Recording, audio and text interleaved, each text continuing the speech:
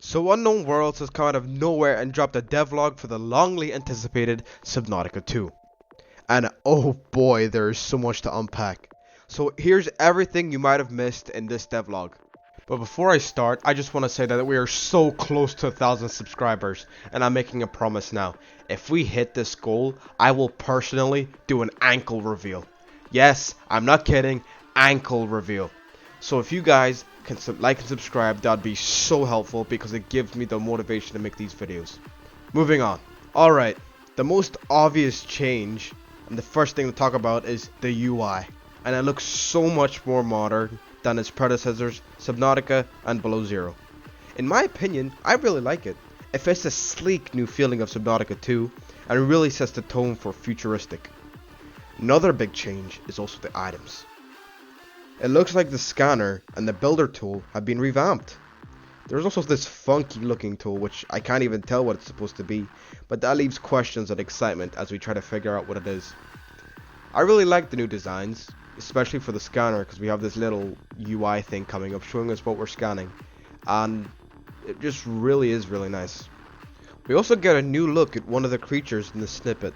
From what the looks of it, he is a deep dweller as well as a shallow creature, as we saw in the images that got leaked to us. He looks to be a predator as he gets aggressive as the side of the player and starts to get defensive. We also get to see one of its activities, which seems to be smashing into rocks. This could be a way of them hunting like the rock puncher by releasing prey from the rocks, which is really cool, as this could mean each fish has its own way of hunting, which adds so much more life to the world of Subnautica and could add many other cool things. Okay, this one's really exciting. When we see the player scanning this thingy, we see on the left the mention of genetics? Now, this could be left to speculation, but I believe that we could be getting a skill tree feature. Or being able to use other creatures' genetics. Think about it. For example, like, imagine there's this fish like the peeper, where if you get its genetics and inject it into yourself, you can go just as fast as that creature. Or maybe the durability of a bone shark, and you could put it on yourself and have extra health and be more durable to creature attacks. This would add so much more stuff to the world of Subnautica, and could be really cool as it adds so many combinations and possibilities to the game, making it way better to play, as well as a skill tree for unlocking new skills. As you know, Subnautica 2 is confirmed for co-op, and this devlog confirms it even more. We can see the characters from the trailer alongside different ones? Yes, that's true. We see different characters from the trailer itself. And I think that this is hinting towards a custom character customization feature like Cyberpunk or GTA Online, where you can make your own custom character, do whatever you want with its genetics and looks and all that nooks and cranny stuff. This would be so cool, as you'll be able to explore the vast ocean of Subnautica 2 as your own character.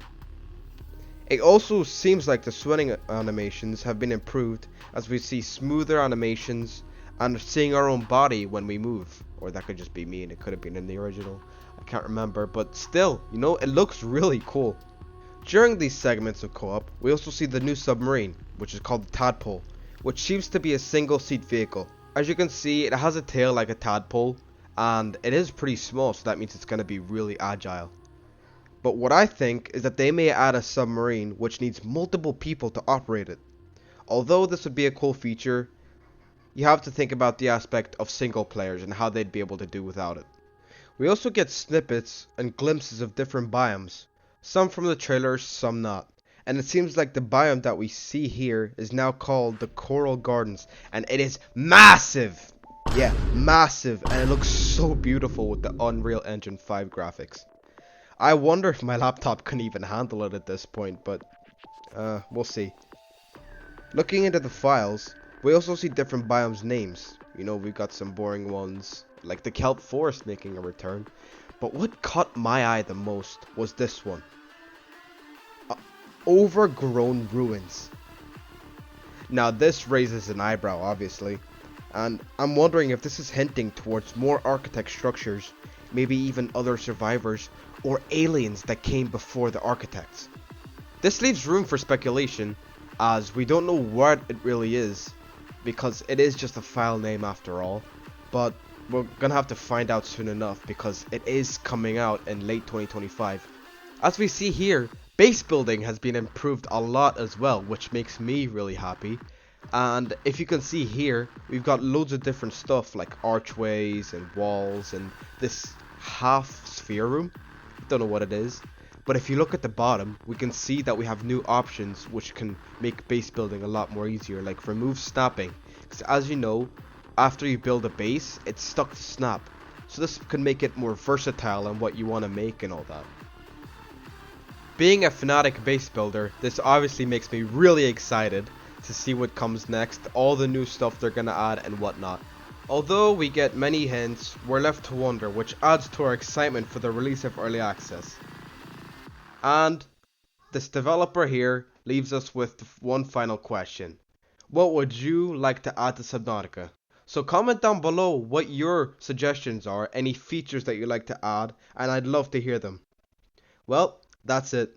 Hope you guys enjoyed, and remember to like and subscribe, like I said. It'll help me a lot. And I'll see you later.